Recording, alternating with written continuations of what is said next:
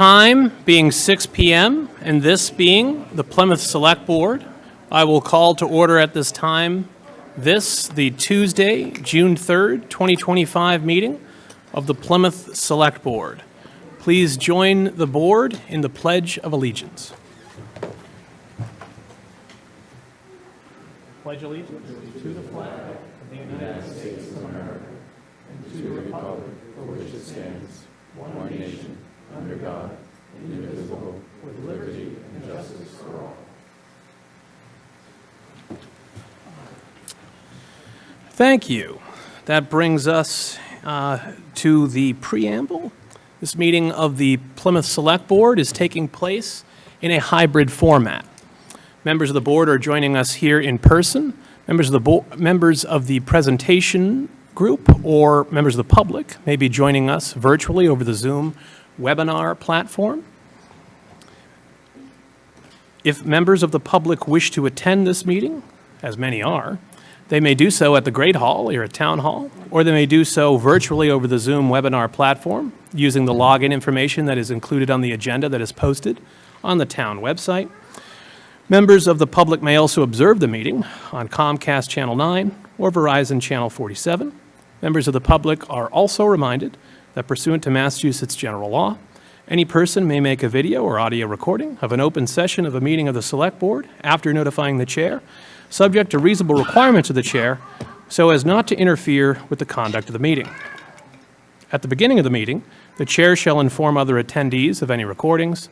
Presently, we are aware of a recording being made by the local scene for the Zoom and the cable broadcast. All right. So that brings us into our agenda. That first thing on our agenda is a fire department badge pinning ceremony. We are joined by several folks in regards to this. We are joined by Chief Foley. We are joined by Nicole Manfredi as well from the state delegation, and of course Kelly McElrath. But without further ado, Chief Foley. Good evening, and thank you for having us again this evening. This is always a great event for us where we get to recognize some of our own. In particular, these folks are new to us, and it's my honor and privilege to be here tonight to recognize 9 of our newest members of the Plymouth Fire Department. I also think it's important for us to thank the citizens of Plymouth, Town Meeting, the Select Board, Town Administration for their continued support of the Fire Department. It's because of the support of this town that we're able to be as effective as we are in our mission to save lives, protect property, and to create a positive impact on our community. Each of these members are filling open, vacant positions, and the timing couldn't be any better with the summer coming upon us. Over the last several months, these firefighters have logged many hundreds of hours of intense training in both our in-house 6-week recruit program and the 10-week Massachusetts Firefighting Academy. And I'm happy to report that all 9 are now fully certified Massachusetts firefighters and ready to wear the badge of the Plymouth Fire Department. It is with all this intense training, the strain on families has been real. I know that each of these firefighters are extremely thankful for the love and support of their families and friends. You know, you could say that, you know, it was only training and they were only away from their homes for a certain period of time, but it really is a taste of what it takes to be a family or a loved one of a firefighter with the challenges that are faced day in and day out, both physically and mentally on these people. So we are truly thankful for all of you for your love and support. Thank you.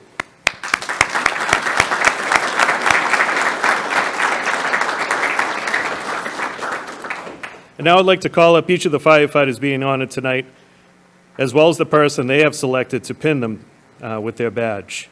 After I call them up, they'll be sworn in as a group by our town clerk, Kelly McElrath. All right, starting off, we have firefighter Matthew Bassler. He's a veteran of the U.S. Army, has a degree in emergency management, and has earned his firefighter 1 and 2 certifications from the Massachusetts Fire Academy.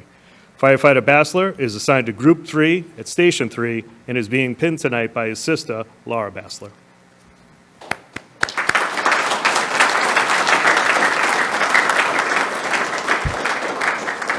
Firefighter Joshua Batras is a veteran of the U.S. Army and is working on his fire science degree at Massasoit Community College. He is an EMT and has earned his Firefighter 1 and 2 certifications from the Massachusetts Fire Academy. Firefighter Batras is assigned to Group 2, Station 1, and is being pinned by his wife, Sarah, and would like to recognize her for her support throughout his rewarding journey.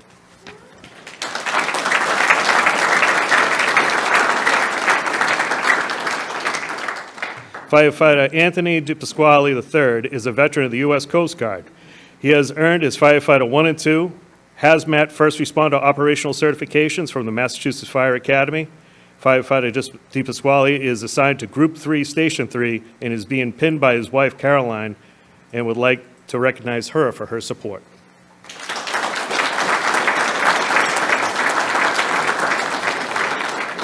Firefighter Kevin Disher is a graduate of Plymouth South High School and a veteran of the U.S. Army. He has earned his Firefighter 1 and 2 certifications from the Mass Fire Academy. Firefighter Disher is assigned to Group 1, Station 1, and has been granted leave from annual training with the Army National Guard to attend tonight's ceremony and is being pinned by U.S. Army Specialist Brandon Cabral.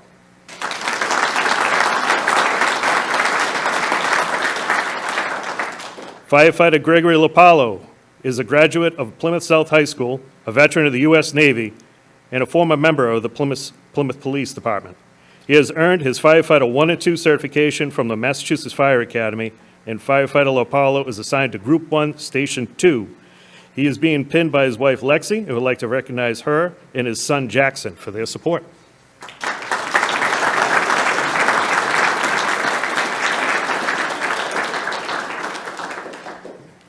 We might have to start filling in down this end. Firefighter Jonathan License is a veteran of the U.S. Army. He has earned his Firefighter 1 and 2 Hazmat First Responder from the Massachusetts Fire Academy, and Firefighter License is assigned to Group 1, Station 2, and is being pinned by his fiancée, Emily Sarunian, and would like to recognize her and his mother, Kristen License, and his family for their support.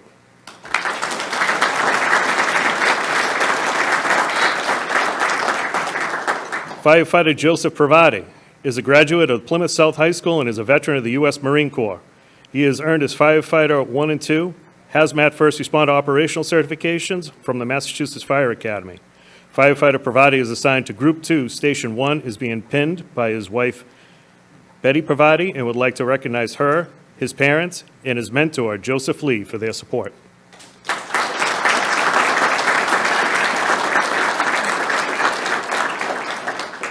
Firefighter Andrew Smith is a veteran of the U.S. Marine Corps. He has earned his Firefighter 1 and 2 certifications from the Massachusetts Firefighting Academy, and Firefighter Smith is assigned to Group 4, Station 1, and is being pinned tonight by his wife, Andrea, who would like to recognize her and his son, Chase, for their support.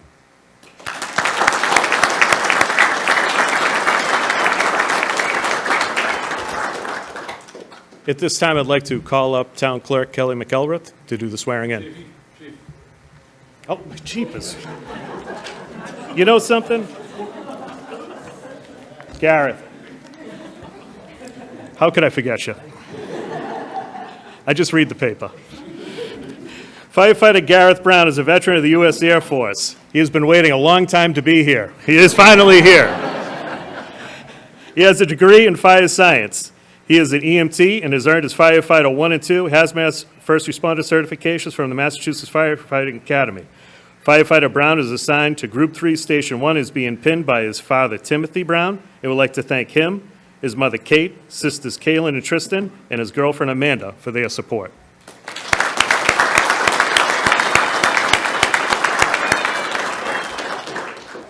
Thankfully, I have some people behind me always watching out, making sure I don't screw up too bad. All right, thank you. Thank you, Chief. Congratulations. If all the firefighters could raise their right hand, and I'm going to have you repeat after me. I am going to have you state your name. When I say that, please state your name and not state your name. I state your name.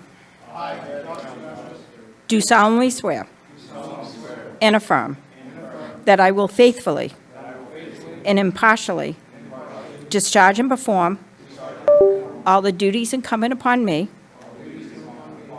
as a firefighter of the Fire Department for the town of Plymouth, according to the best of my abilities and understanding, agreeably to the rules and regulations of the Constitution and the laws of the Commonwealth, so help me God. I promise to impart to my profession standards of quality and integrity, so that the conduct of the affairs of the department shall be above reproach and merit public confidence in the Plymouth Fire Department. Congratulations.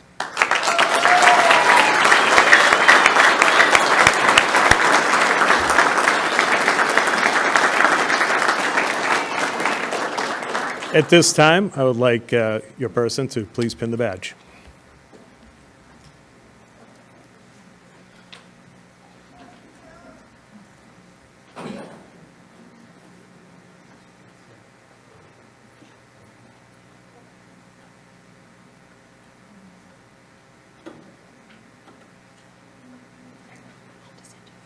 Thank you so much. Appreciate it.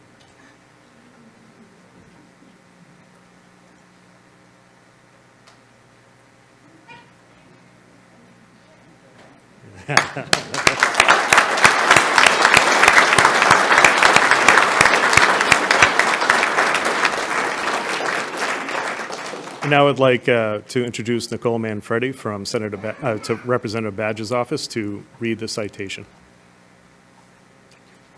Congratulations. Both Rep. Badger and Rep. Lanato were intending on being here. They're currently stuck in traffic in Weymouth, so I work for Rep. Badger, so I'm the default. I actually have citations from Senator Fernandez as well. The House of Representatives citation reads, "Be it hereby known to all that the Massachusetts House of Representatives offers its sincerest congratulations in recognition of graduation from the Massachusetts Firefighter Academy Career Recruit Firefighter Training Program, class number 329. The entire membership extends its very best wishes and expresses the hope for future good fortune and continued success in all endeavors." Signed, State Representative Kathy Lenatra and State Representative Michelle Badger. The date is not today's date, and that is because I'm so efficient that I created these when I learned that you were all graduating, so the date looks a little funny, but congratulations. Would you like?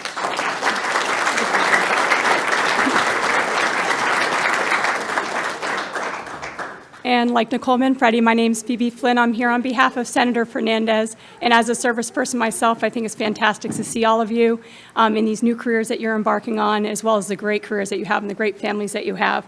So on behalf of State Senator Dylan Fernandez, we have State Senate official citations. Be it known that the Massachusetts Senate hereby extends its congratulations to all of you, now part of our Plymouth Fire Department. In recognition of your appointment to the Town of Plymouth Fire Department and your commitment to serve our community. And be it further known that the Massachusetts Senate extends its best wishes for continued success, that this citation be duly signed by the President of the Senate and attested to, and a copy thereof transmitted by the Clerk of the Senate. And it's signed by the President of the Senate, the Clerk of the Senate, and State Senator Dylan Fernandez, June 3rd, 2025. So congratulations to all of you.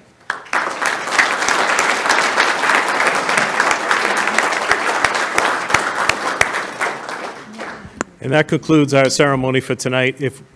Mr. Chairman, if we could just have a short recess so that we could clear out, maybe take a few pictures, I'd appreciate it. Can I give citations? Yes, on behalf of the board, welcome to the department, and we hope, thank you and your families for your service and your sacrifice. We hope you have long and safe careers, and we will take a 5-minute recess. Thank you.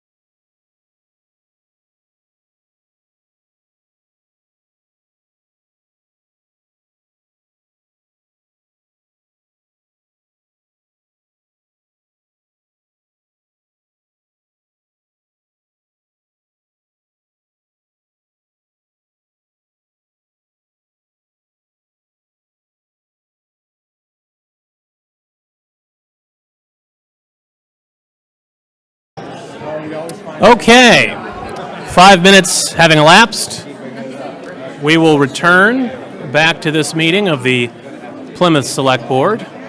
We have a large room that is in the process of emptying, so we have some background noise presently that we're working through.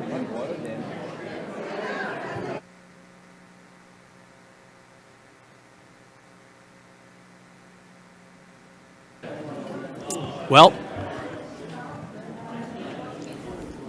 our room is emptying, but we are returning. All right, so we are back here at the Great Hall at Town Hall. It's Tuesday, June 3rd. This is the Plymouth Select Board once again. Just had a recess after the badge pinning ceremony.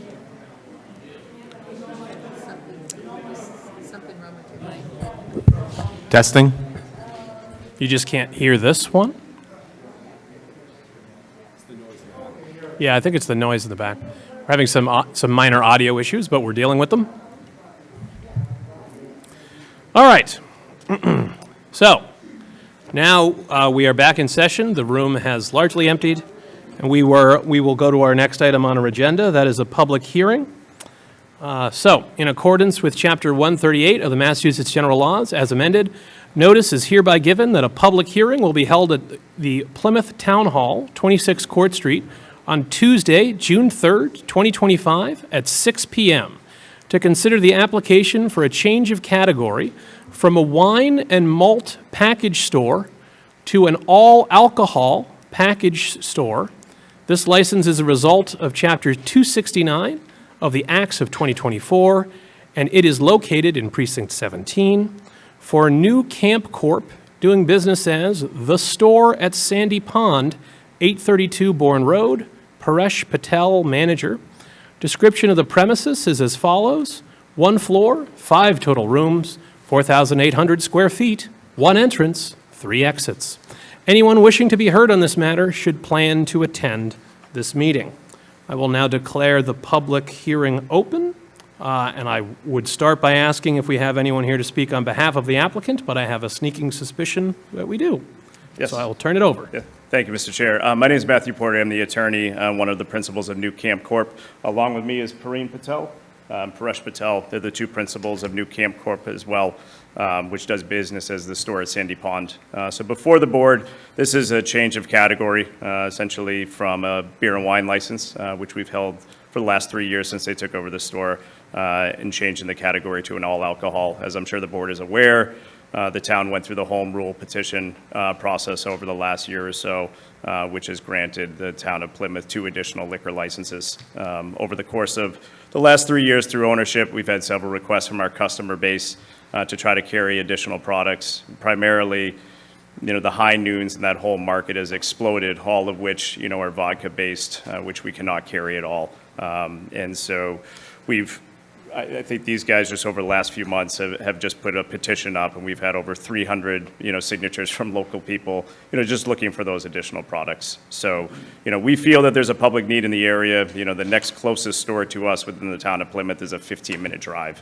And I think, originally this store was designed to be, a store for the campground, but what has happened in the expansion of that area and all the new developments and neighborhoods coming in, we've ended up really being a store for that whole area. And what we're looking to do here is just give another ancillary product, allow, the customers and the residents of the town in that area to have a one-stop shop, so that they're not coming and picking up a sandwich and, a 6-pack of beer and then having to drive, another 15 minutes to another store to get another product. So there's no major anticipated changes to the store whatsoever.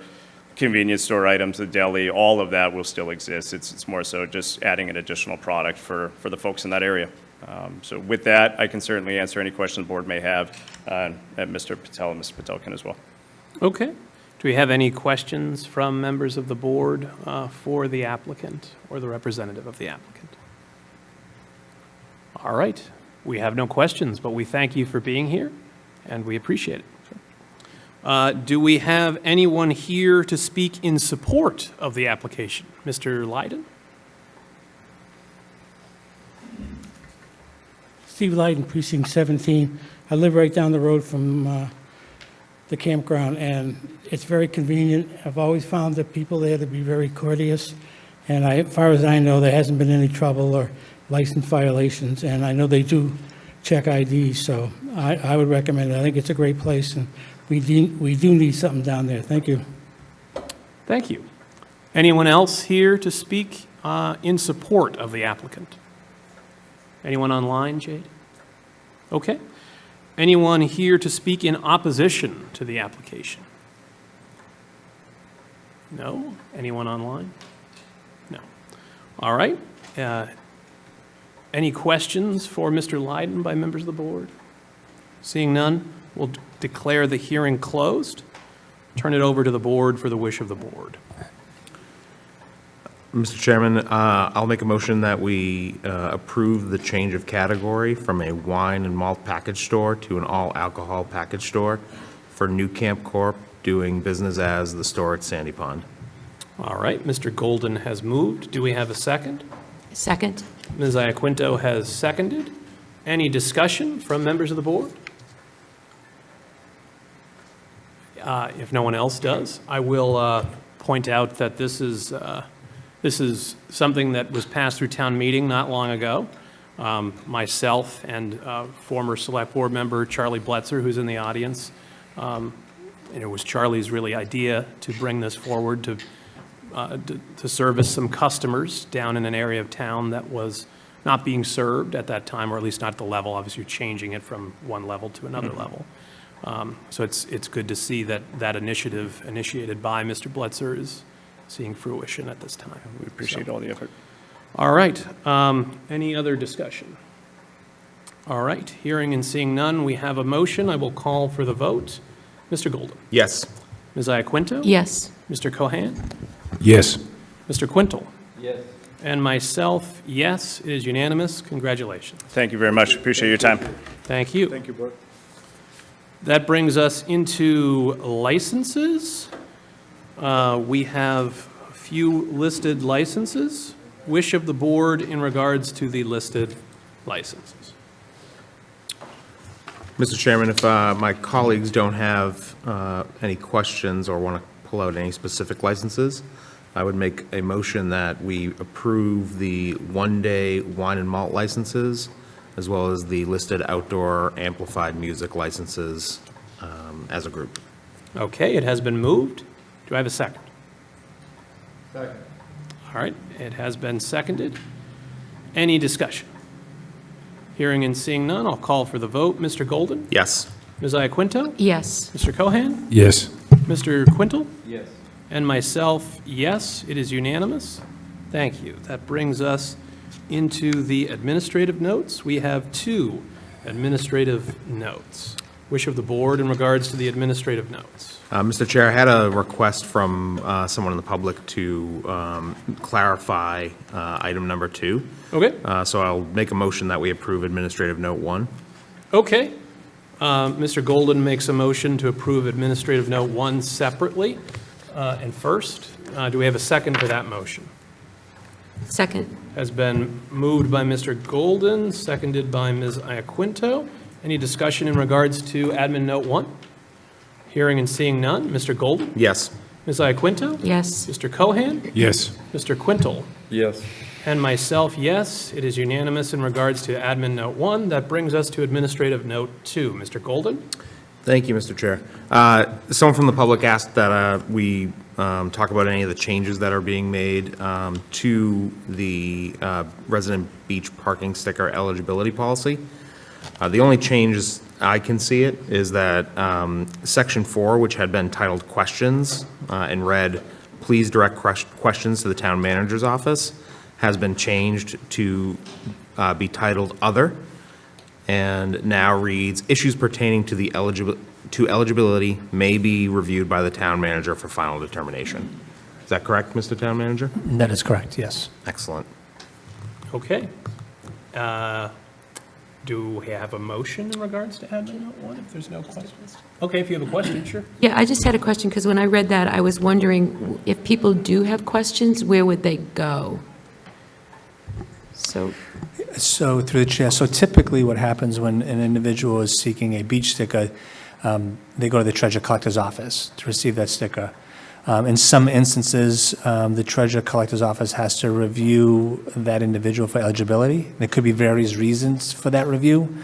And then what we have found as of late, that sometimes those individuals don't fall into the criteria listed in the policy. And so instead of trying to identify each and every one of those circumstances, we thought it's best that those singular circumstances that come forward get referenced, get reviewed by the town manager's office. No, it makes sense to me that the questions wouldn't come directly to you, but I'm just wondering if we need to specify where people would go, because we've just taken that directive. Well, it starts with the treasure collector's office, and the treasure collector's office, if they can't make that determination, they would then send that individual to the town Okay. manager's office for review. Okay, so it's clear to So it people starts where with the they- treasure collectors, and then they make the determination to move it to the next step Okay, if they I just find it wanted to make necessary. sure that it was clear. Yep. Okay, thank you. Okay, any other questions? If there's no questions, do I have a motion in regards to admin note 2? Motion to approve? Mr. Golden has moved. Do I have a second? Second? Ms. Iaquinto has seconded. Any discussion? Hearing and seeing none. Mr. Golden? Yeah. Yes. Ms. Iaquinto? Yes. Mr. Cohan? Yes. Mr. Quintal? Yes. And myself, yes, it is unanimous. We have approved administrative note 2. That brings us into our next section of the agenda, our agenda proper, which is brief tonight but meaningful. The first item on our agenda is the guiding principles reaffirmation. So this is an item that Selectman Cohan brought to my attention, that the board previously had approved these guiding principles back in 2013. He thought it was a good idea to bring them forward again, and I agreed. So we are going to hopefully have a brief little ceremony where we have some other officials from town participating in the affirmation of these guiding principles that apply not just to this board, but to all boards and committees, as well as to our employees. And with that, without further ado, Mr. Cohan. Thank you, Kevin. Yes, over the last couple of years, I had been thinking about the guiding principles. They were a document that was adopted by the town in April of 2013. At that time, there was a Chairman Matt Moratori, who's now, he was the author of these guiding principles. At that time, he noted that the public debate was deteriorating, and there was a level of discourse that wasn't constructive. So I had been thinking about these guiding principles for some time because they were displayed at the time, they were on the town website. At different times when you were appointed to a committee or board, these guiding principles would be sent to you. They're pretty straightforward, they're pretty simple, but they're very clear. It's about how you would conduct yourself on a committee or a board or an elected or appointed position in the town of Plymouth. Coming off this campaign, I did note when I was meeting with voters across the town of Plymouth, I heard this tone. People were very concerned about how people were treating each other in the capacity of public meetings, public discourse. Not to say that there were plenty of people working to keep things in the best light, but at times the perception or the actions might have led to an interpretation. The residents have this concern. So I felt it would be a good idea to revisit them as a board. We would reaffirm our commitment to them, and we would make them available on our town website. We would make them available to people who are appointed to committees and boards, so that when they get appointed, they get some guidance on what is expected in terms of public dialogue. Here we have a copy of the guiding principles, and we're going to take each one of us in different capacities will read one of the guiding principles out loud. I'll begin. The following guiding principles serve as our government's base values for civil discourse and debate, in collaborative efforts on decision-making, and for the sharing of ideas and opinions and research.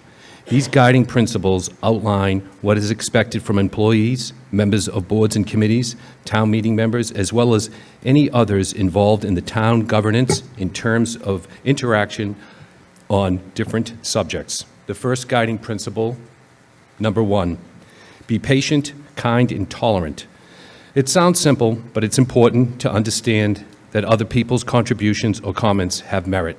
Even if you do not agree with them, keep in mind that human affairs are complicated, and they cannot always be addressed by mathematical precision. Minor inconsistency does not, in it of itself, invalidate anyone's argument. While no one's an expert on everyone to agree, try to keep always your comments kind and polite in words and tone, as you want others to be kind and polite to you. Thank you. Thank you, Mr. Cohan. We are joined by Town Moderator Steve Trifoletti for our next guiding principle. Thank you, Mr. Chair, and I'd like to take this opportunity to commend the Select Board for reaffirming the guiding principles, and since they also provide an outline for what we expect for town meeting members, I'd like to let the Board know that today I spoke with the current Chair, Matthew Tavares, and this will be on their agenda for next week so that they can also adopt it and reaffirm it. Excuse me. Number 2, show respect in attitude, tone, and approach. We must all embrace differences and treat each other with dignity. Remaining respectful of each other includes being on time and prepared for the meeting, even if that means doing outreach ahead of the meeting to understand the issue at hand. Serve as a role model in your actions and speech to others, remembering that others will watch, observe, or read about the interaction, and set an example of the proper way to treat each other. Honor other people and their opinions, especially in the midst of a disagreement. The other person is just that, a person, and you are similar no matter how much you may differ in your views. Treat others with respect while expecting the same for yourself. And when others appear to behave badly, you do not have license to do the same. Show respect for differing opinions. These opinions mean as much to them as yours do to you. You do not have to agree with these opinions to show the simple courtesy of respecting his or her right to have them. In doing so, you treat people with differing views the way you wish to be treated, and there's no place in civil discourse for disparaging talk. And I thank the Board for the opportunity to read this principle in particular. I think of it as the golden rule, and it is something that I have always said to all of the people that I appoint to the Advisory and Finance Committee and to the other committees over which I have appointment authority.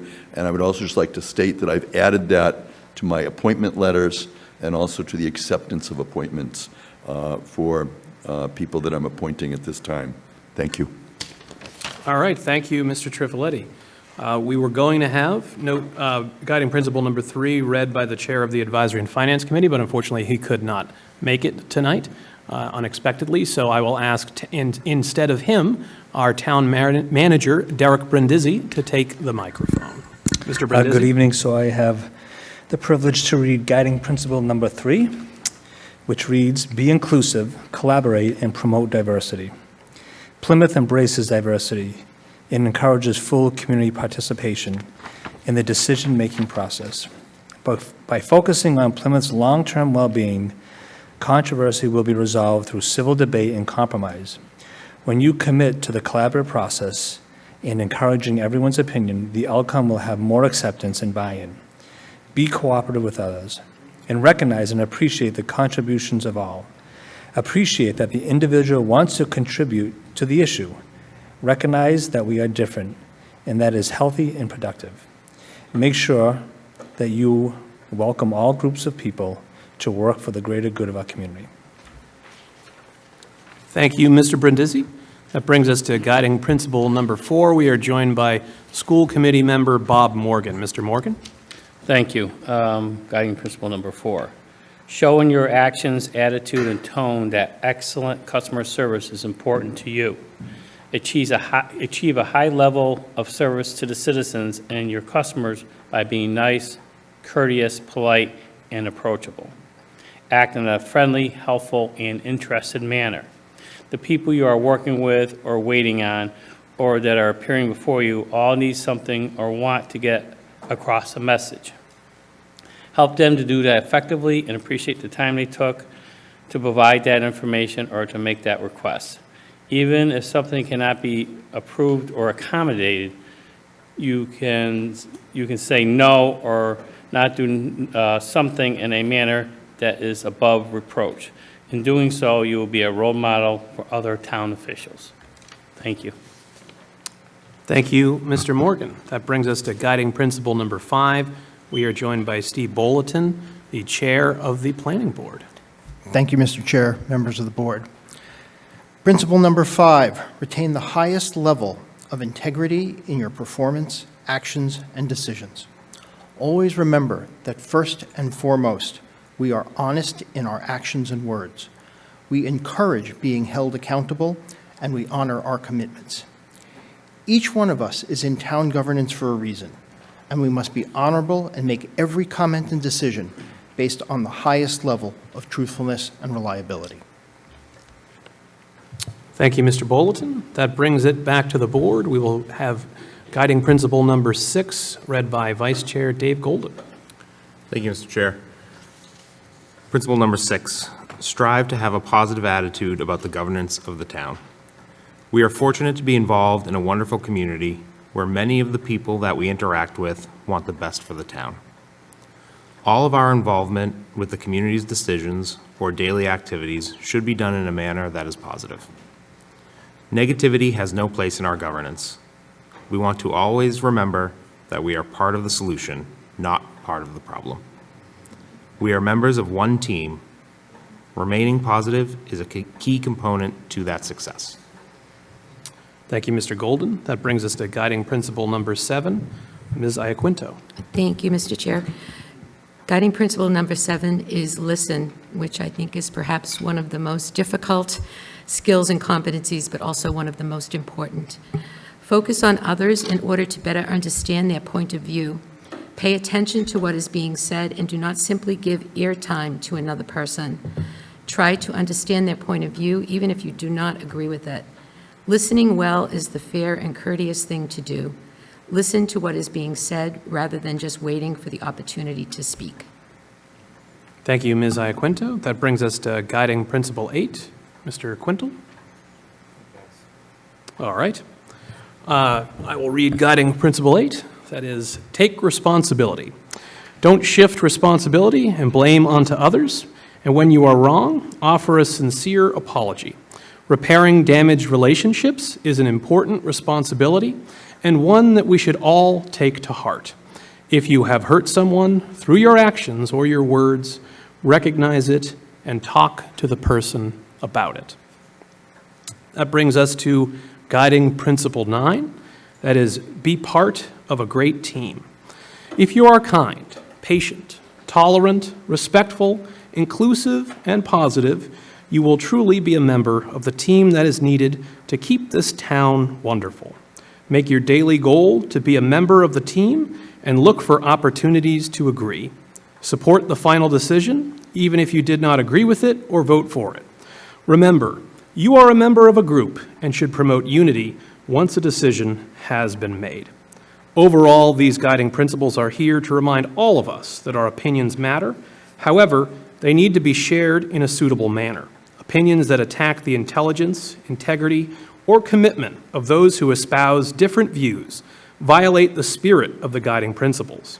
Civil discourse's purpose is as simple as its name. These guiding principles, once adopted by the Select Board, shall apply to all board and committee members and employees of the town. Thank you all for participating. Do I have a motion in regards to the guiding principles? Mr. Cohan, would you care to move? Yes, I'd make a motion that we reaffirm by vote the adoption of April 2nd, 2013 to June 3rd, 2025. And I will second the reaffirmation of the guiding principles. Any discussion? Hearing and seeing none. Mr. Golden, how do you vote? Yes. Ms. Iaquinto? Yes. Mr. Cohan? Yes. Mr. Quintal? Yes. And myself, yes. It is unanimous. We have affirmed the guiding principles. Thank you all. That brings us into our next agenda item, that being the periodic inspections of multifamily buildings, informational presentation. We are joined by Jason Silva, Director of Inspectional Services. Good evening. Thank you, Mr. Chair. My name is Jason Silva, the Director of Inspectional Services. Tonight, I have a brief presentation on periodic inspections and specifically on multifamilies. 10 slides.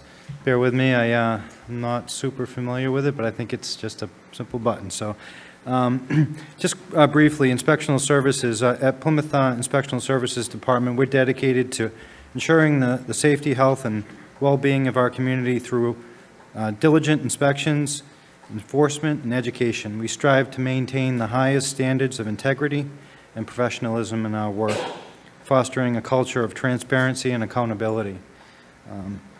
Again, this is about periodic inspections, one function that we do, both ourselves with the fire department. So 4 key aspects to our department. First is safety first. We prioritize the safety of our residents, businesses, and visitors by upholding and enforcing building codes, zoning regulations, and safety standards. Secondly, we have community engagement. We actively engage our community, providing accessible information, resources, and support to promote compliance and understanding of our regulations. Third, we have excellence in service, and we're committed to delivering efficient, courteous, and responsive services, continuously improving our process to better serve the needs of Plymouth. And fourth, innovation and adaptability. We embrace the innovative solutions and adapt to the evolving needs of our community, ensuring that our practices are modern, effective, and forward-thinking.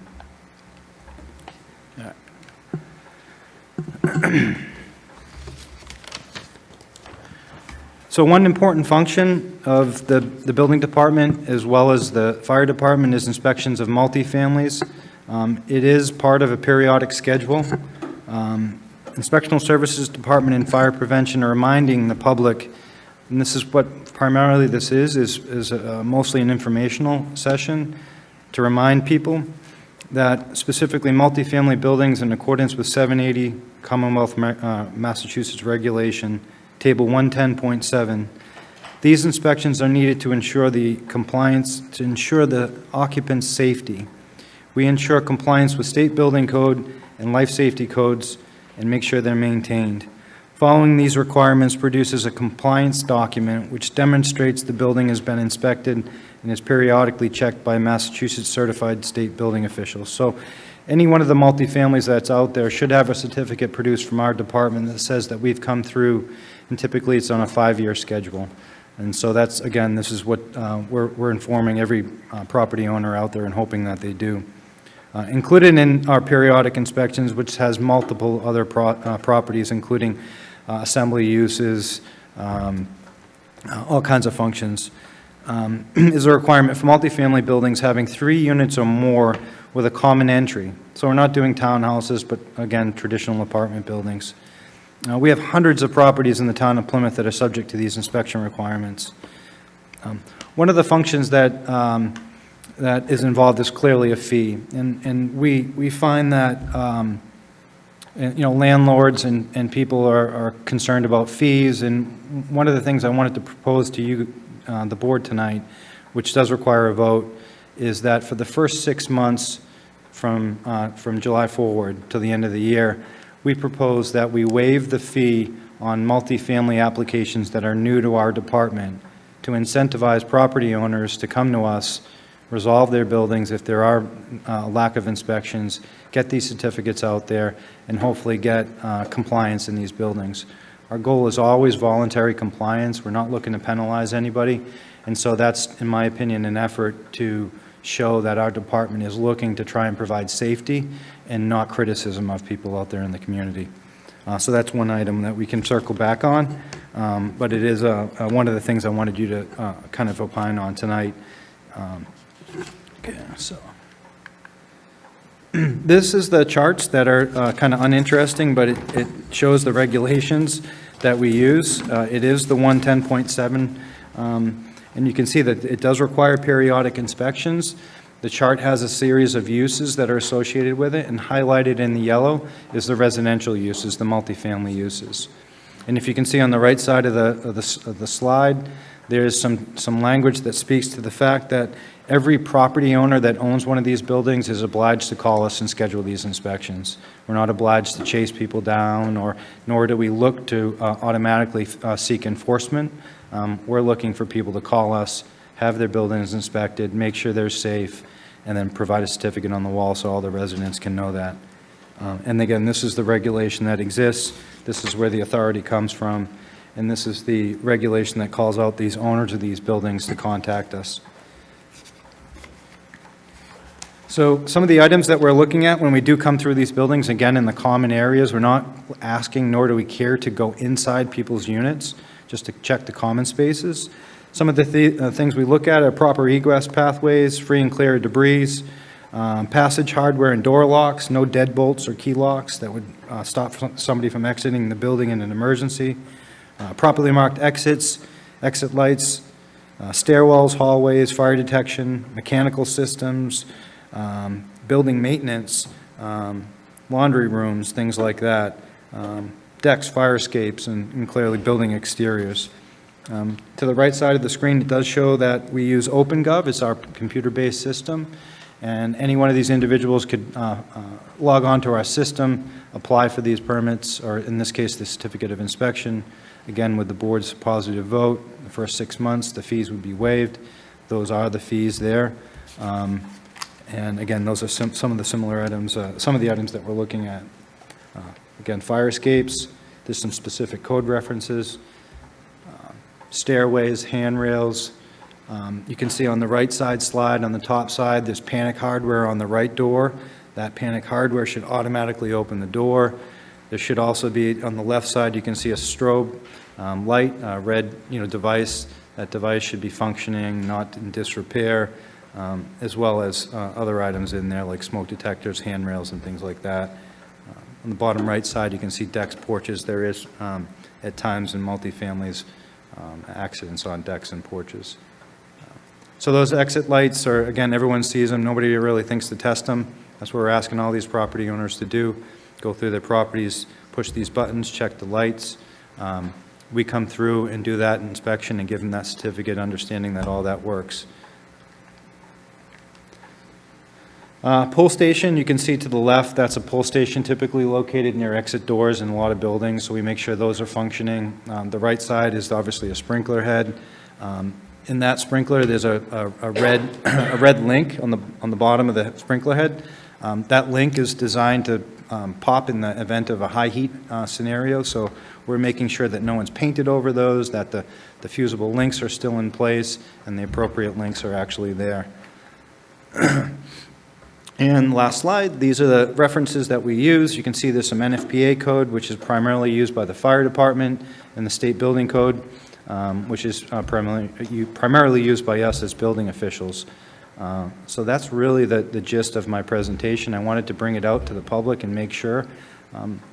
And you might be asking why, and to give you an overtone, these regulations have been in the code book for a long, long time. 362 communities, I think, are in Massachusetts, and I think none of them ever did periodic inspections on multifamilies. So it's just coming up to speed in building departments throughout the state of Massachusetts. I'd like to think that we have a desire to be ahead of the curve and provide as much public safety as we can for these individuals. And so I'd say that we're probably the first of maybe a dozen communities that are emphasizing this, and that's where we're at. So. And again, I wouldn't ask for a vote from the board to allow for the first 6 months, or from July 1st to the end of the year, July to the end of the year, to allow for fees to be waived for only new applications. If you have any questions. All right, thank you, Mr. Silva. Do I have any questions from members of the board? Ms. Iaquinto? Hi, thank you very much for presenting this information. I was just curious, what kind of outreach are we doing to the landlords or the owners of these properties to make sure that they're aware of this and that they take advantage? That's a great question. So in part of this planning for all this, it certainly doesn't end at just this presentation.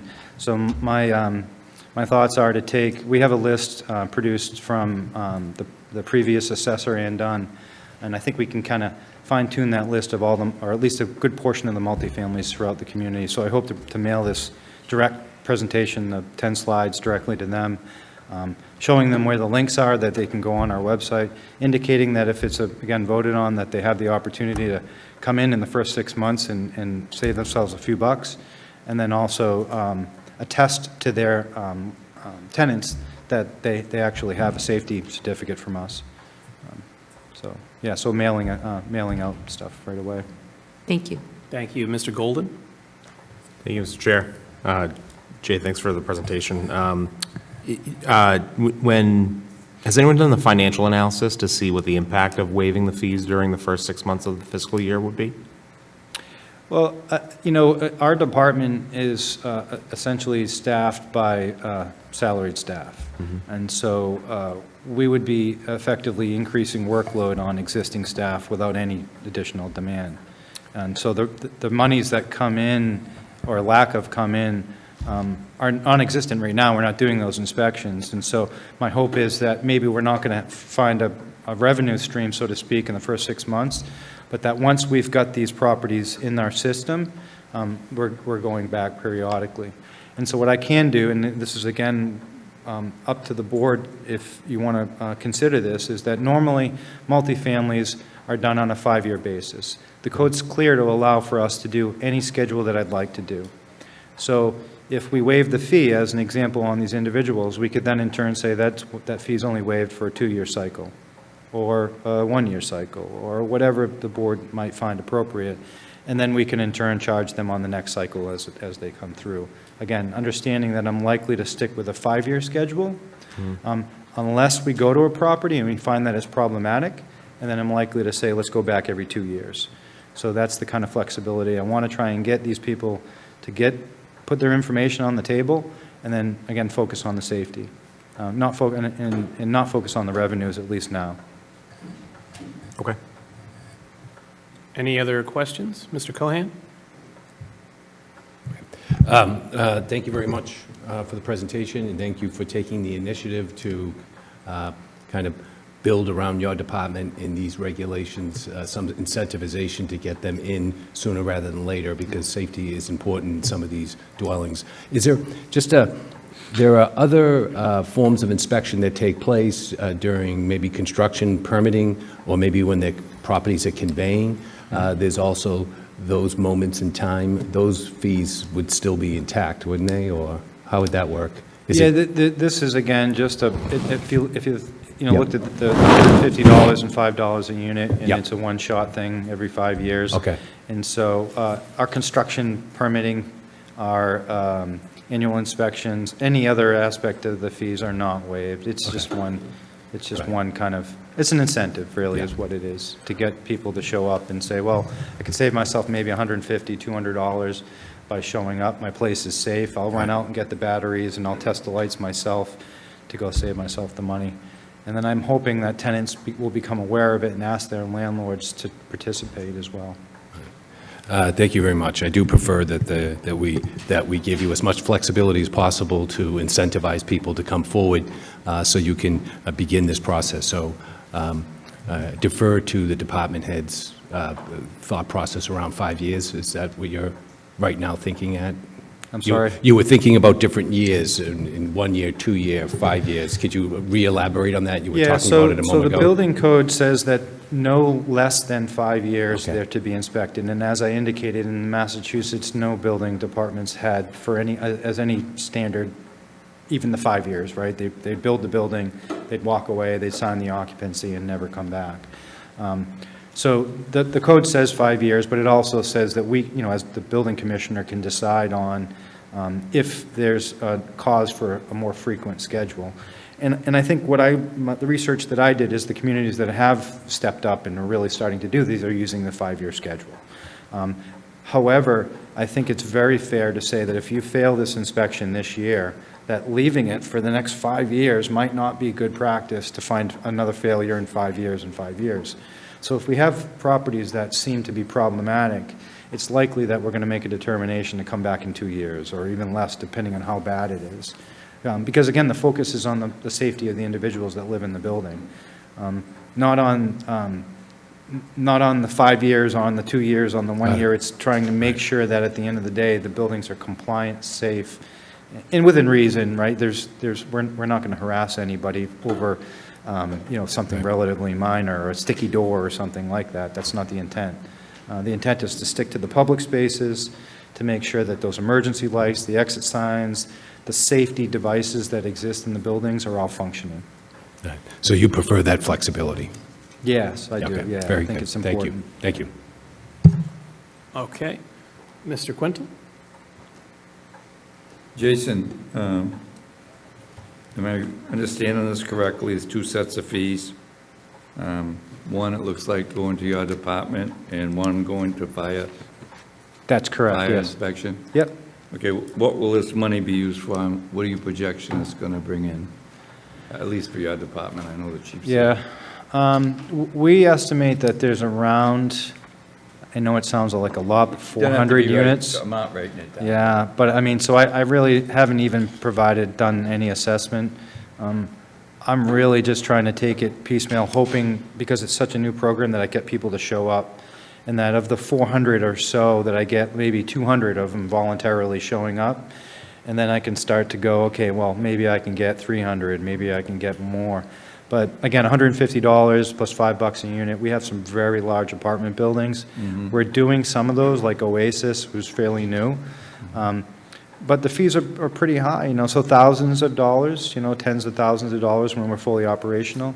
That would be revenue turning back. I think building official-wise, we have the staffing, and the revenue could certainly come in and go to the general funding, but that the fire department, I don't want to speak for Chief Foley, but that the additional workload of inspecting a couple hundred or more multifamilies could need additional fire inspection staff.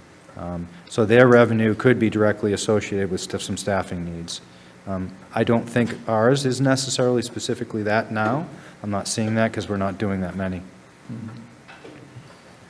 I mean, I think it's a good idea. I just would like to see education and prevention, if you know what I'm saying, whether it's in elementary schools or junior highs, and just general education. Now, what happens when somebody, like say a tenant, calls and my landlord, the smoke alarm hasn't been working for a month or something, it's hanging out of the ceiling. What would happen like it is now, and what will happen with these? Will it provoke something so that you'll... Yeah, this is definitely a sensitive issue with a lot of people, that we're really concerned that we don't want to be telling anyone they need to leave their units. That's as far from the emphasis of our process as we want to get to. But there will be situations that come up when there's life safety issues that come up. So our inspectors, our fire inspectors, are really good at making those decisions. And what's likely to happen is when staff gets in that situation, they're likely to call me and call chief, and then we're going to go in there and try and figure out if maybe Chris Horsworth can help if there's somebody being displaced. So I think we're sensitive to that, and I don't have the exact answer because it's going to be a case-by-case basis, depending on what the issue is. Yeah. So, thank you.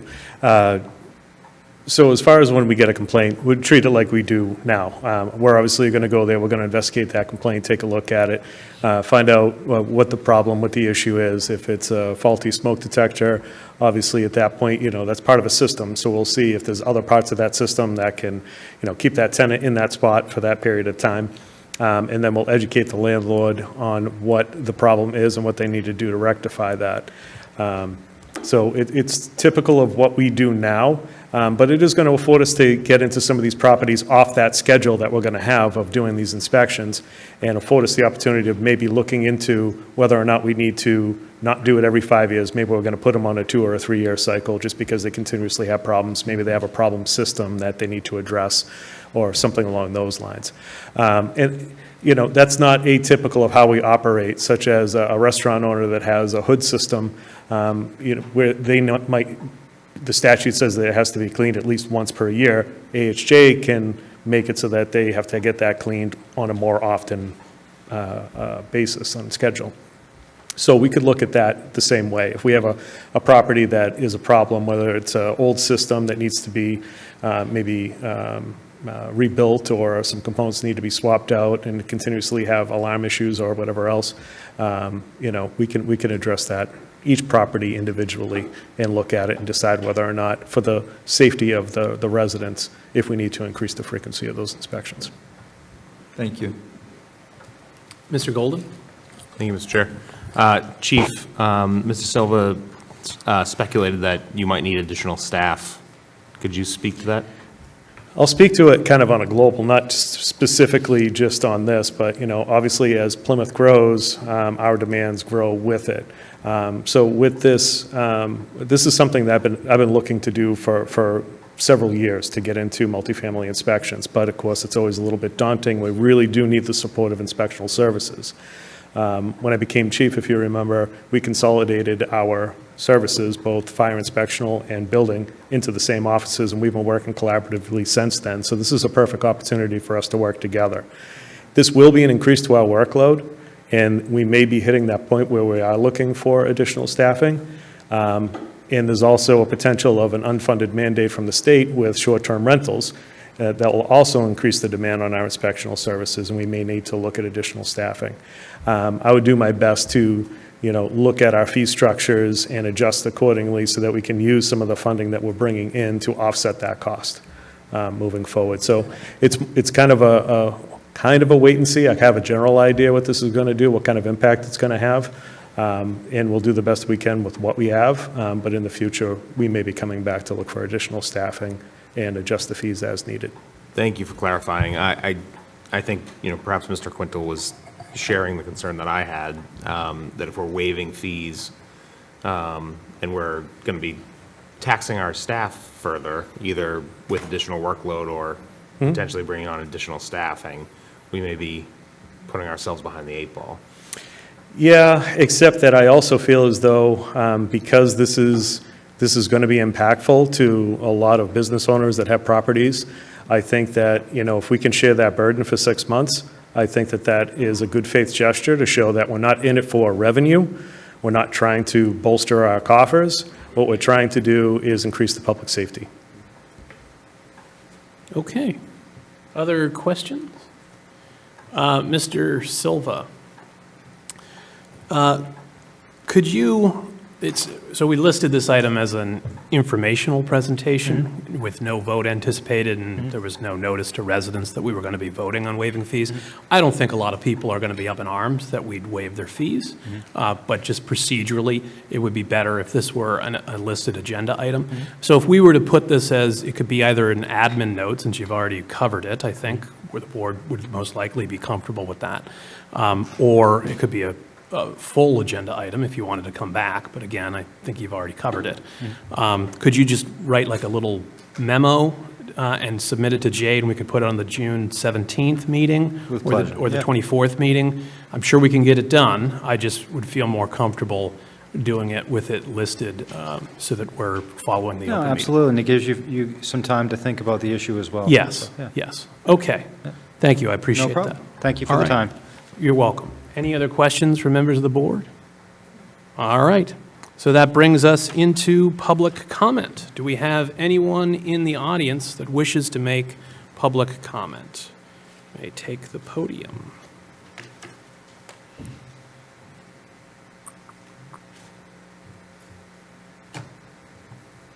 Yeah. Hi. Good evening. Pat McCarthy, Precinct 18, and former longstanding town meeting member of about 30 years. I'm going to read into the record an email that I sent last week. But before I do that, I want to compliment the board tonight on the reaffirming of your guiding principles, because what I have to say has a lot to do with guiding principles and the role of the board. So this is, I wanted to get it into public record, because I sent an email last week to Kevin, and then copied Dickie and Derek. So, having attended and viewed numerous select board meetings, I need to express to you how upset and astounded I am at your attitude and behavior at the May 27th meeting. Your new business plan of meetings, quote, on the road, unquote, should not have been a mandate by you, but offered as an item for discussion. That is my understanding of the protocol of this item. Selectman Quintal brought up logical concerns and questions. You treated him with disrespect and discourtesy, in my opinion. This idea should be discussed by the whole board. The board may differ on ideas and issues, but should always be working for the good of all of us. I hope you as chairperson will in the future treat all members with respect. Pat McCarthy. Thank you, Ms. McCarthy. Any other members of the public, please take the podium. Rich Cirque, Town Meeting Member, Precinct 2. I want to build on what Ms. McCarthy just said. And I have a comment as well as a suggestion to make. First, the comment. At last week's meeting, Mr. Chairman, you denied a request by a fellow board member to place an item on the agenda for discussion at a future meeting. I can't remember any board or committee meeting at which the chair denied such a request. The Massachusetts Municipal Meeting Association recommends as follows, and I quote, "A good chair will make the effort to ensure that the other board members are given an adequate opportunity to be heard. Being chair of the board does not mean forfeiting the right to express an opinion. The chair must be careful, however, not to dominate the meeting," close quote.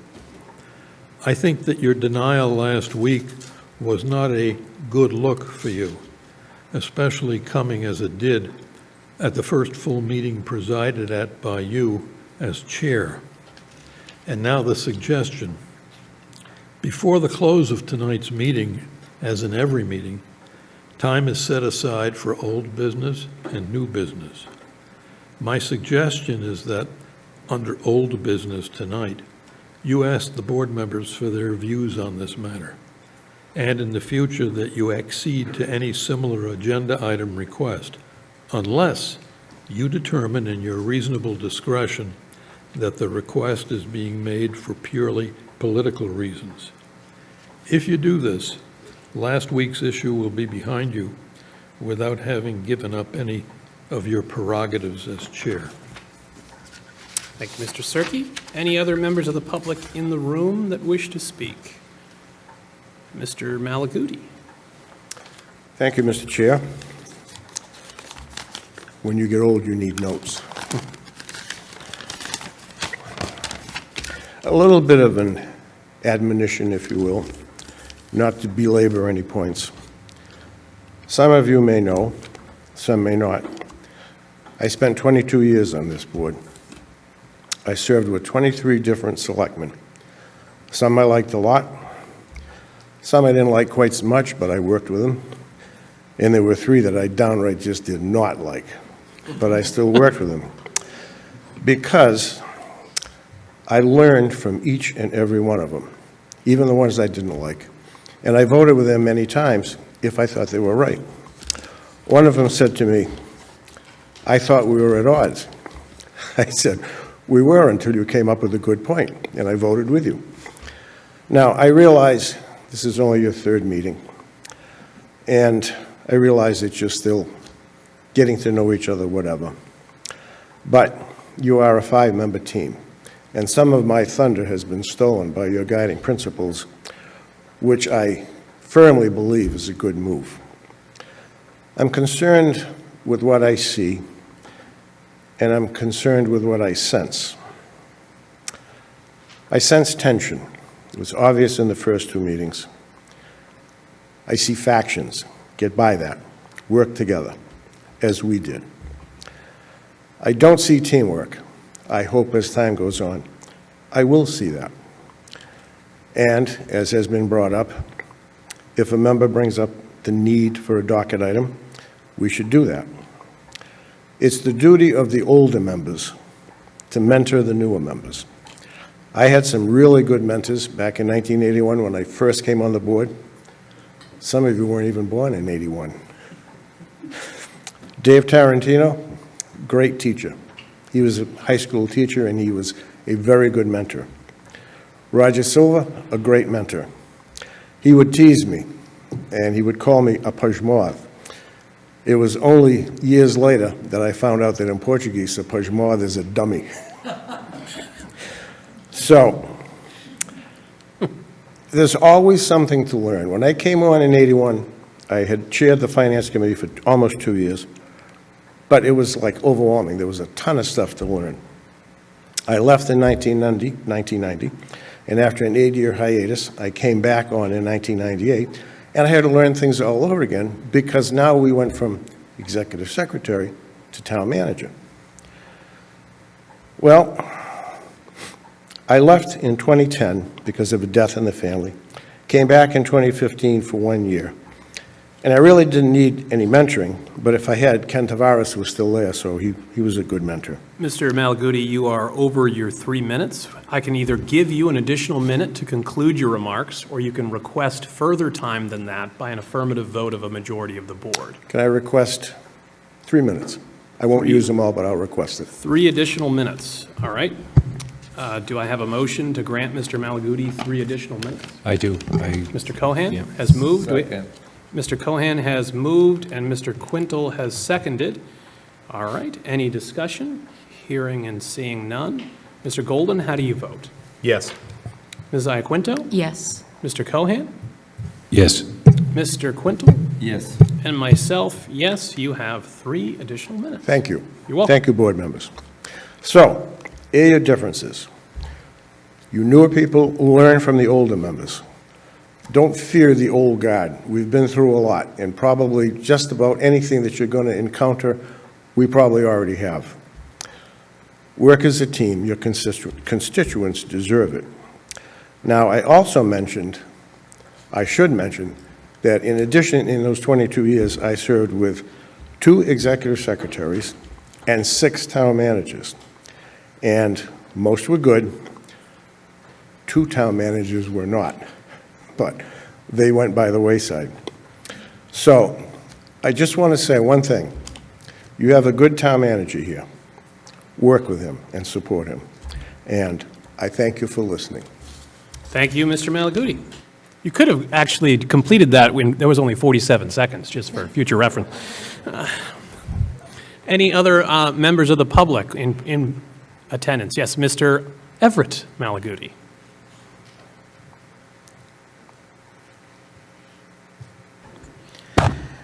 Thank you, Everett Malaguti. I would like to read into the record an email letter that was asking me to present from a member that could not come tonight from Mr. Zubaroli. So the letter states, "Dear members of the Select Board, I would like to address the idea that has been floated around by the chairman of the board, Mr. Canty, to move the Select Board meetings around to various parts of town. As a resident of the town who understands that the seat of government is Town Hall, I do not understand the rationale behind this notion. The business of the town needs to be done and should be conducted at Town Hall. A building that was purposely built and designed so that business could be conducted in it for the following reasons. Moving the meeting with the executive branch of the government makes the necessary decisions makes no sense.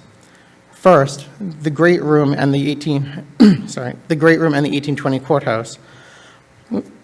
Sorry, I hate reading electronically. Already have the necessary technological infrastructure needed to televise these meetings. Sorry, I'm trying to get the right font. Who will absorb the costs? Where is the money coming from? After 2 years of tight budget negotiations, I find it to be a fool's errand to spend money where it does not need to be spent. The Select Board wishes to have listening sessions around town, where residents can ask questions, have their concerns heard, and enter into dialogue with leadership. Fine, hold the town hall style meeting on a night other than a scheduled Select Board meeting. Second, the federal government conducts the business in Washington, D.C.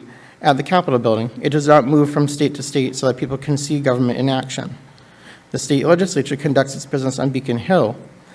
It does not move from community to community so that residents of the Commonwealth can see government in action. The town of Plymouth is no different. Select Board meetings are televised and can be viewed after the meeting. There is no need to hold a meeting and incur unnecessary costs simply due to the exposure that the Select Board wishes to create. Finally, the idea was mentioned at the end of a Select Board meeting and was a fait accompli. Why was this not an agenda item open to discussion by the board and input from the public? This was a decision made by the chair, and 4 members of the board were expected to fall in line and agree. This is not the way that things are done in Plymouth. This is nothing more than a veiled attempt by some members of the board to gain exposure across town with a look toward their political future. I cannot support this notion. Residents of the town should not support this notion, and most importantly, the members of the board should not support this notion. You are... Sincerely, Mr. Zuccarelli. All right. Thank you. Thank you. Any other members of the public? Yes, Ms. Cavaco?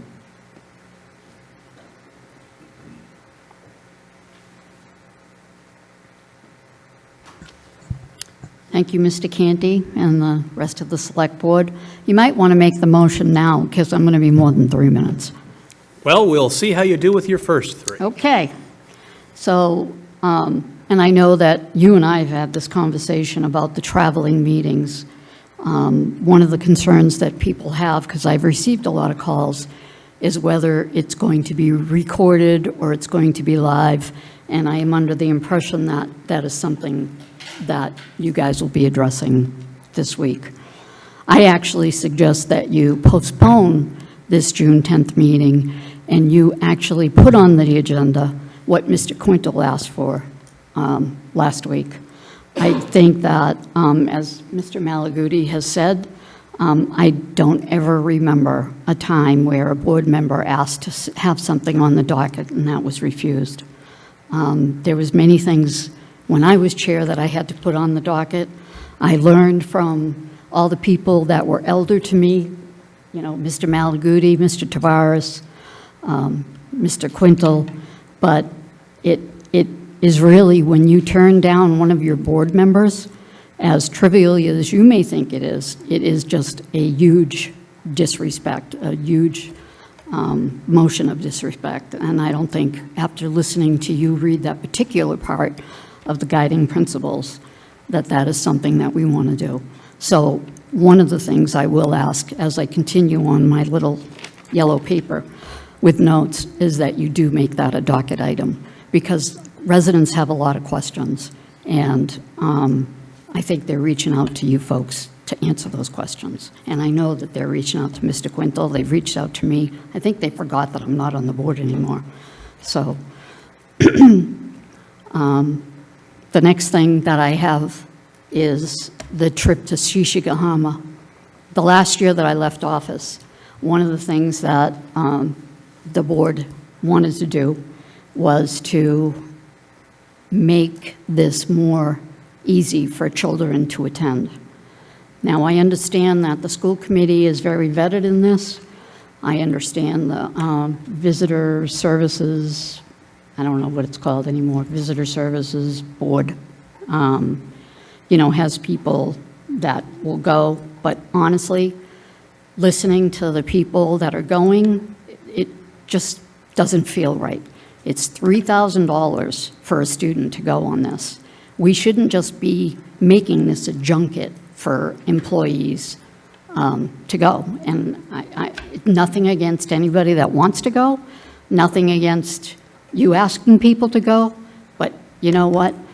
I don't think there's anyone on the board right now that has to worry about paycheck to paycheck. And I do know that those children probably can't go because their families can't afford $3,000. You have now exceeded your 3 minutes. How much additional time would you like? A I minute? might need Or would you like to ask for 3 more minutes. Okay. Do we have a motion to extend Ms. Cavaco's speaking time by 3 additional minutes? I make a motion that we extend by Okay. 3.5 minutes. And do we have a second? I'll second. And it has been seconded. Any discussion? Hearing and seeing none. Mr. Golden? Yes. Ms. Iaquinto? Yes. Mr. Cohan? Yes. Mr. Quintal? Yes. And myself, yes, you have 3 additional minutes. So I think that with the Shishigahama trip, I understand, I have talked to Mr. Canty, but there are kids that can't afford to do this, and I think that should be our first priority. I don't want this to look to the public, because it's taxpayer money, that it's turning into a junket. I think that we need to concentrate on the kids. I don't have kids in school. I've asked to go to Shishigahama 3 or 4 times. I never went. I didn't have the money to go. I do understand that Mr. Quintal always pays his own way to go when he went. So I think if it's on the town coffers, unless someone is paying their own way, that money should be brought back to the children to reduce their cost. And I'm hoping that you would do that. One of the other things that I have is, I know I spoke here probably 6 weeks ago about the residential tax exemption, and I spoke to David about it. I do understand that the rates aren't set until December, but I believe that I haven't heard anything. So I don't know if the assessor's office is doing that. And for Deb and Bill, I can send you, or have Silvio send you the packet. Many communities have adopted it, and basically what it is that people that have like a second home here will be charged more than people that have just a single-family home in their main residency. So I know I've gotten some feedback about it. I'm really not concerned about people that have second homes. I'm concerned about a lot of our seniors and people that can barely afford to be in their first homes. And this was just adopted in the town of Eastham. I have sent the information. I think there's 16 other communities that have adopted this. And I know, David, that you were going to talk to the assessor's office, but I'm thinking, do I need to get my 10 signatures and put it on the warrant? So just give me some guidance of what you'd like to do, and I will do that. And I have another thing. Sorry, I might need more than my other 3 minutes. So one of the things as a selectman liaison that this board does is that you're in meetings, and I think CPC is the only meeting that asks for the liaison, the select board liaison vote. The select board on CPC has always voted, although when I was on there, I used to kind of abstain every now and then. But I know the Visitor Services Board, that Mr. Canty will be on that, and that's a voting position. The foundation, I believe you're going to be on that as well, and I have something about that. So You have exceeded your second 3 minutes. Would you like a request for additional time? I would. Which would require an affirmative vote at this point. I So would. how much additional time would you request? You should have done it in the beginning. Well, we needed to see how you did, and now we have a sense of your I will taste. take another 3 minutes. Another 3 minutes to Mr. Golden. Before we vote, I'd like to just see if there's anyone in the audience who intends to give a further public comment. There are. There are several who are waiting. Is there anyone online who's waiting for public comment? Okay, thank you. Okay. It won't be more than another 3. Well, okay. Do we have a motion to extend by an additional 3 minutes? I make a motion that we extend an additional 3 minutes to Ms. Cavaco. All right. Do we have a second? I'll second. It has been moved. It has been seconded. Any discussion? All right. Mr. Golden? No. And he winks at Ms. me. Iaquinto? Yes. Mr. Cohan? Yes. Mr. Quintal, Yes. and myself, no. Nevertheless, with a 3-2 vote, you have an additional 3 minutes. Well, thank you. You're welcome. Not thank you, the rest of them. Well, But anyway, just kidding. Such is life. So I think that one of the liaison selectman duties that we have, you guys will be picking your boards. I think that it's time that you revisit that, because I served on the Harbor Committee, I've served on some other committees, and the Select Board liaison was never able to vote in those things. I know CPC, I believe, is the only one that can. So I find it problematic if a Select Board is a liaison. Their liaison duties are just to report back to the board. So I don't actually agree that they should be a voting member of these committees, and I would expect that you guys would decide which committees those are. I do believe state statute, it's only CPC that has that. So, and last but not least, the foundation. The Plymouth Foundation, which I believe, Mr. Canty, you are going to be part of that board as the chair, I would imagine, correct? The chair has a seat that can be served on by the chair or a designee. I do not intend to serve in that position. Well, whoever your designee may be. And I just, I put an information request to the foundation.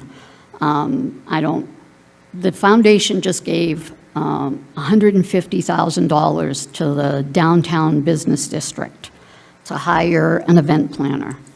Well, that planner job never happened. And I have sent information requesting from the foundation, which really just sent the check and see you later, do whatever you want. But it certainly isn't what was posed to the foundation to give them $150,000. It was for an event planner. That job has changed to now a marketing person, and then they've hired another marketing firm, Shields, which did the Plymouth 400. So I'm not sure where to go from here, but I would like answers, and I can send the board the questions that I had, because we gave we give the foundation money, taxpayer money. The foundation gave the downtown business district $150,000 for this position. That didn't happen. And then they did hire someone who previously served on the downtown business district board. So, as a marketing person, but that's not initially what was there. When you ask the questions, we're not getting any answers. I've asked Mr. Vale, who's the president. I've talked to Stephen Cole, who really doesn't have a lot to do with it, but I would like answers. It's our taxpayer money. I think as a taxpayer and a town meeting member, I deserve to have those answers. And that's it. All right, right at the conclusion of your third 3 minutes. Thank Thank you. you, Ms. Cavaco. Any other members of the public? Mr. Lydon.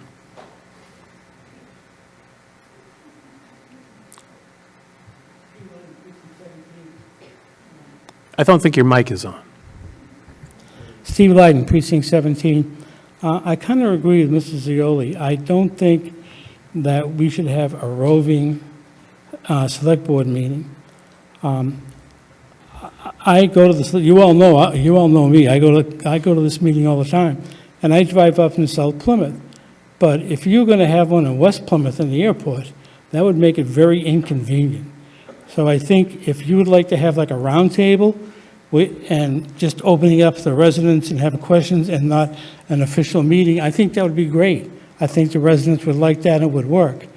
But to move your meeting from here to different places is just to make it too inconvenient for a lot of people who would like to come to these meetings and not watch it on PAC TV. Thank you.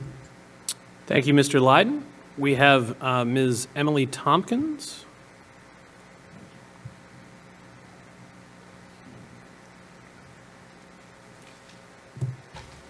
Thank you. Emily Tompkins, Precinct 14. Thank you, Mr. Cohane, for initiating the reaffirmation of the guiding principles and for everyone who participated in its reading. These principles are important to our democracy, but also to our community. I've been an active volunteer in Plymouth for almost 3 years, and in this time, I have seen plenty of board and committee members speak to their colleagues and to the public in an unprofessional manner. and I have also seen the public speaking unkindly to boards and committees. This is disheartening to a young person who, against all odds, challenged her own hopeless perspective about government to one in which government, the people in leadership positions in our community, can and will work together for the future. A focus I have in my involvement is to engage young people and young parents in their local government. Petty disagreements are a distraction from the real work we have to do here and is off-putting to people just starting to understand how to follow town government. We will have disagreements in this process, but we won't get to our solutions by speaking poorly with one another. We need to welcome discussion and make government more accessible. I want us to move forward and be thinking for the future. Thank you for reaffirming the guiding principles tonight. Thank you, Ms. Tompkins. Any other members of the public physically in the room? Yes, please take the podium.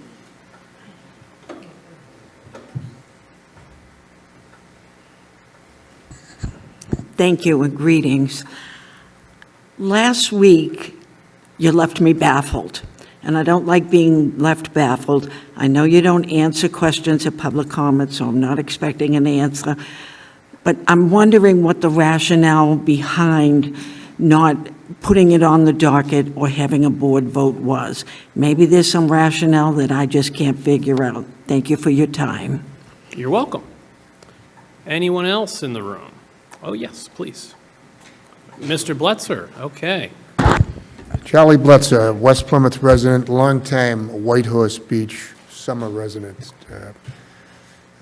I just want to speak about the raising of the full sail, which was it's a very special project that we worked together and we got it done. And it was raised on Monday. I was down there, and I just want to give kudos to David Gould, our environmental director, under his guidance and with the DPW, the expertise of the DPW.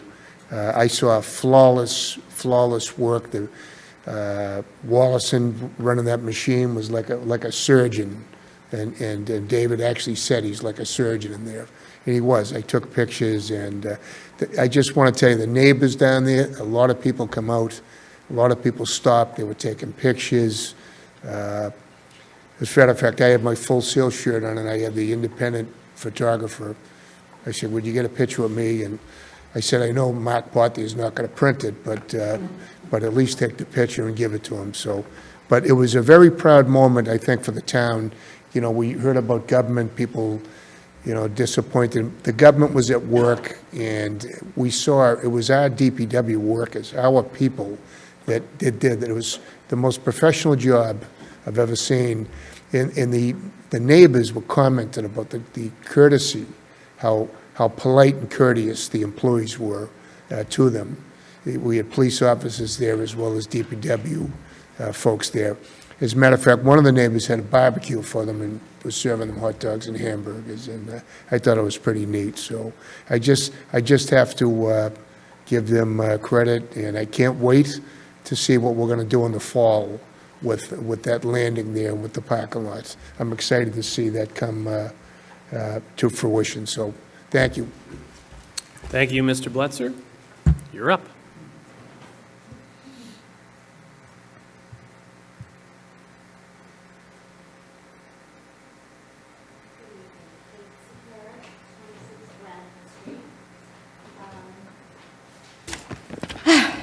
It's been a sad day for me.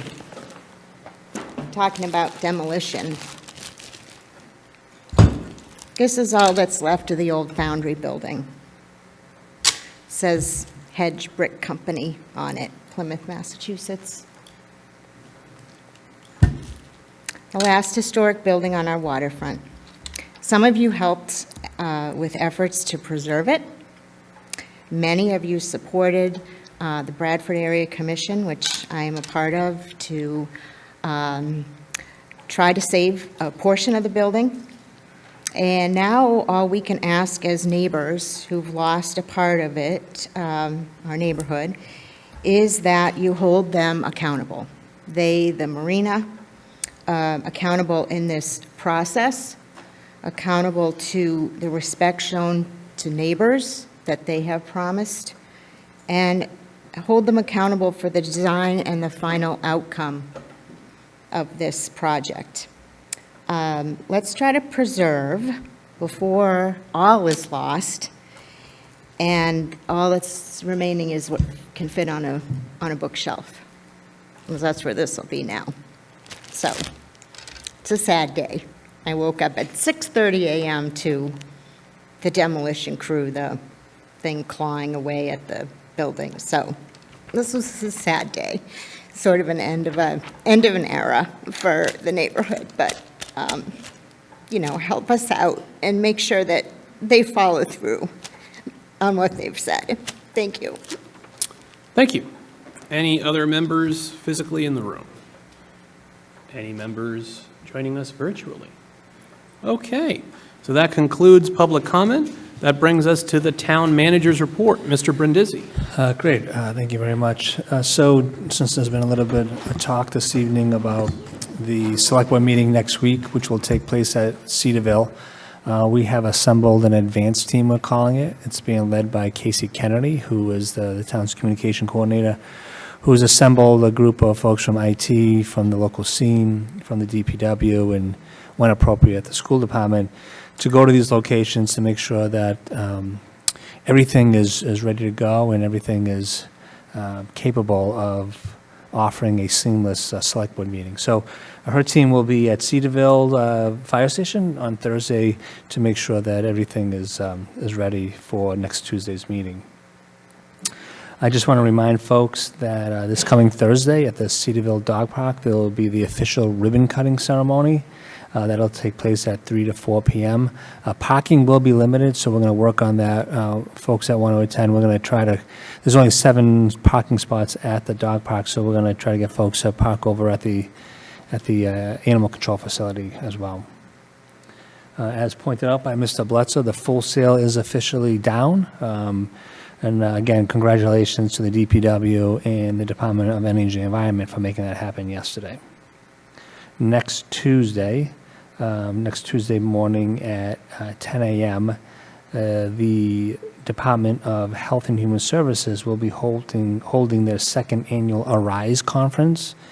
So as you all know, the Arise effort is a program that's been put together by the department, where last year they issued 5 grant awards of $50,000 apiece to many of our local providers to focus on reducing fatal and non-fatal overdoses. So the second annual conference will take place next Tuesday at the Mayflower, where we will be giving out 2 new awards in this round of mini grants. The theme of the Arise conference is courage, commitment, and community. So hoping to see folks there next week. I just want to let the board know that there are 8 new police recruits that will be graduating from the police academy next week. Once they graduate, they will be put on the field training program. That's a 90-day training program. And because we talked so much about this in trying to get a civil service and what it takes to get officers fully trained, these 8 officers, we started vetting them last September. So again, it'll take approximately 12 months to get this group of police officers fully trained so that they can contribute to the department. Speaking of the department, the police department originally had been accredited, received their accreditation back in 2016. 3 years later, they were reaccredited, and starting next week, they're going for their second reaccreditation. Those folks that aren't aware of what accreditation standards really mean, it's a very labor-intensive process. For our department to be an accredited police department in Massachusetts means a lot. It means that they uphold the highest standards in law enforcement. Having gone through accreditation when I was in the city of Worcester, I know what it takes and the time commitment and the work that goes into that. So we will wish them well on their reaccreditation starting next week in hopes that they get their second reaccreditation in months to come.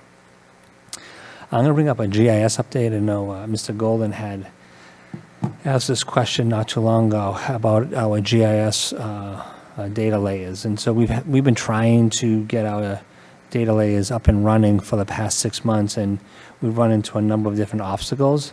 but we received notice today that MassGIS is now working collaboratively with the town so that we can go ahead and get those GIS layers uploaded. The last time this was completed was back in 2022. This is extremely important for many of the grants that we receive, especially many of the fire grants that we receive. We must have up-to-date and current GIS layers. So hopefully we can have that completed in the next few months. We have a new program called Audio Eye. It's on the website. This is a new initiative by the IT department led by Joe Young. This Audio Eye, it's ADA compliant. It allows folks with disabilities to go on our website and be able to search our website and provide them the services that they need so that they could, so that we can communicate the information that we have on the website. So there's a number of new functions on the website that, again, all ADA compliant. So congratulations to Mr. Young for being able to get that completed for the town. Just an update, the project review committee from Mass DOT last week approved the Hedges Pond Road and State Road intersection. So now that we have the Hedges Pond Road intersection approved and the Herring Pond Road intersection approved, we're going to go ahead and we're going to move forward. We're going to engage GPI. They're the engineering firm who will design those two intersections. So we're projecting it could be approximately $1.6 million in design costs alone. As we mentioned in the past, those design costs will be paid by the town, will be paid by using the $2 million that was generated from the sale of 71 Hedges Pond Road.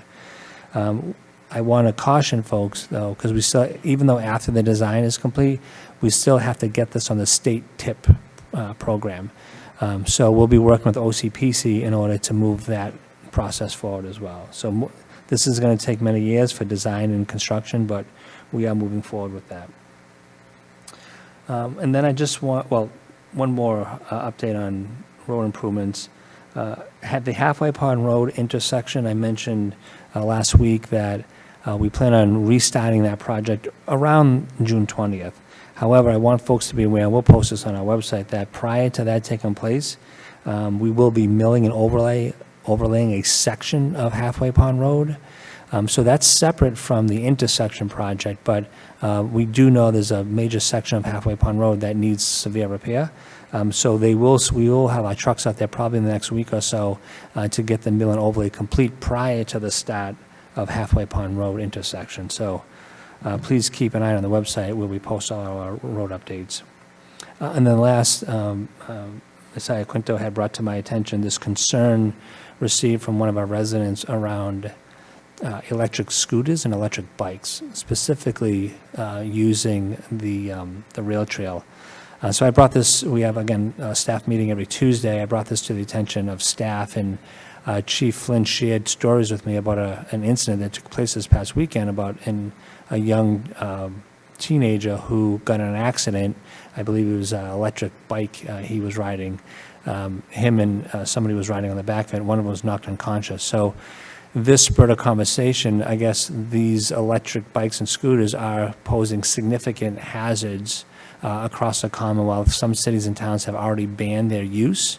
So not just on the rail trail, but their use entirely. So we're going to do some research on this issue. We do know, based upon the chief's testimony this morning, that it is becoming an ever-increasing problem. So we'll bring back our research and our data back to the board so we can have further discussion on that.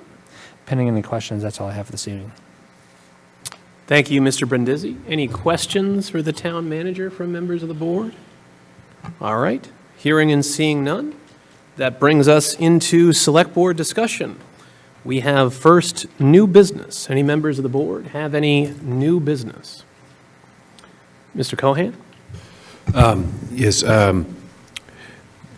There is an interesting topic is the 1857 foundry on our waterfront. Obviously, it was noted this evening that it's being demolished. But there has been some level of preservation. There was a coordinated effort with Safe Harbors to save the cupola in Weathervane, and that has been saved. It has been taken down. It's currently being stored by some volunteers that have been trying to find a home for it. But they have thought about different places after its restoration, where would you place the little cupola. I think, as everybody knows, it was kind of a landmark cupola on top of the 1857 foundry there. It was constructed around the late 30s, 1940s as part of Standish. I believe it was Standish. Ford was there, and it was part of that renovation. But it's iconic. It's been saved. There's a group of volunteers working in Plymouth trying to find a new home for it. They had talked about different parks and different locations. At some point, I'd like to open up a dialogue with the group and their ideas, and maybe how the town might accommodate taking that cupola and placing it somewhere in a public space. Just something to think about. And the one other thing I wanted to mention is, I know that we get our packets on Fridays. I'm new to this, so wondering if, in the past, I know that other board select had it coming out earlier in the week, Thursday, where there's a full working day that you can get in there after work. So just something to think about. You know, I don't want to put a lot of pressure on staff. I know they have a lot of responsibilities in gathering this material to us, but sometimes they would produce the material earlier in the week and then have an addendum late in the week so that we would have our material as soon as we could. So just a thought.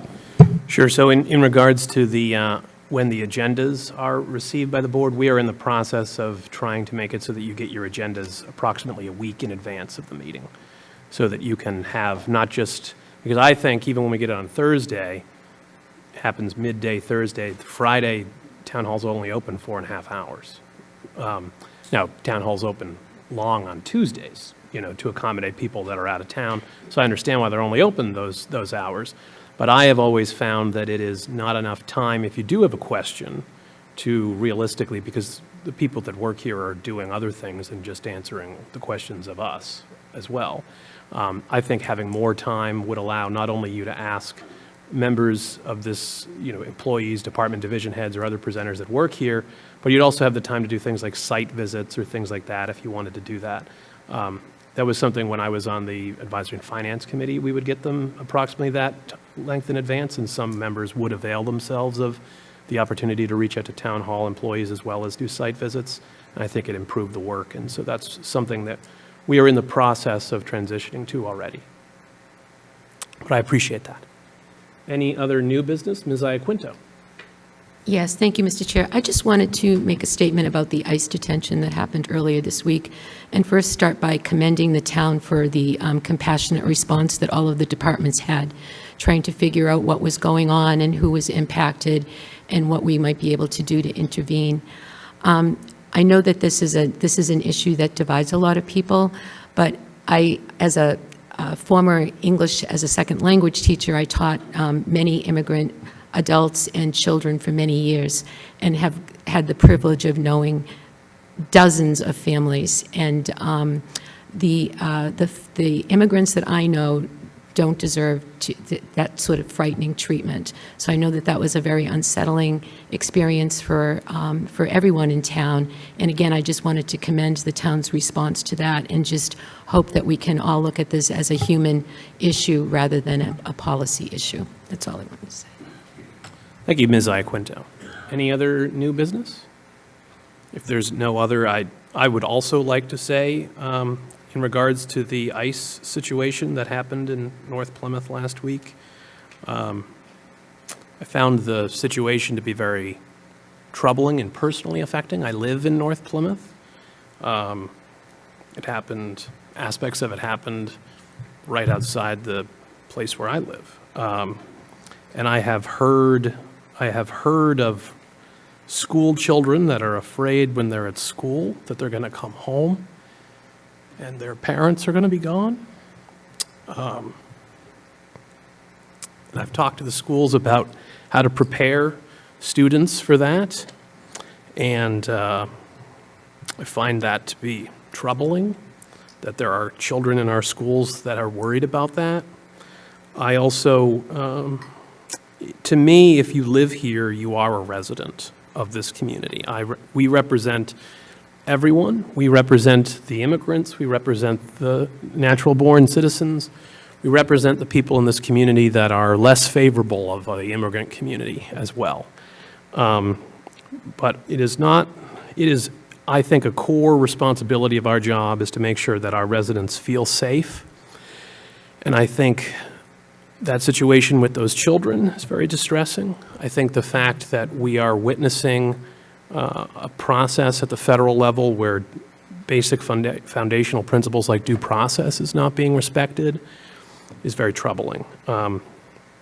I would also just like to point out that regardless of how you think about the immigration situation in this country and what your desired, if any, solution to that issue is, the fact that ICE did not communicate with our law enforcement personnel and tell our law enforcement personnel that they were going to be conducting these enforcement actions, I use that term loosely, in this community in unmarked vehicles, wearing the type of attire in many situations, wearing masks, wearing attire that many people could buy at an Army-Navy store, is troubling because our officers would have no way of knowing if they got a call from a neighbor, a resident, that their neighbors were being taken into unmarked vehicles by masked people with guns, that they were responding to a situation where federal law enforcement was conducting their jobs as opposed to criminals.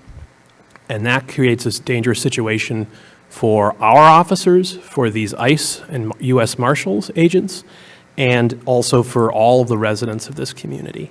And I would hope that that situation, at a minimum, is something that everyone could find troubling and room for improvement on the federal level. Any other new business? That brings us to letters. Anyone have any letters? That brings us to old business. Anyone have any old business?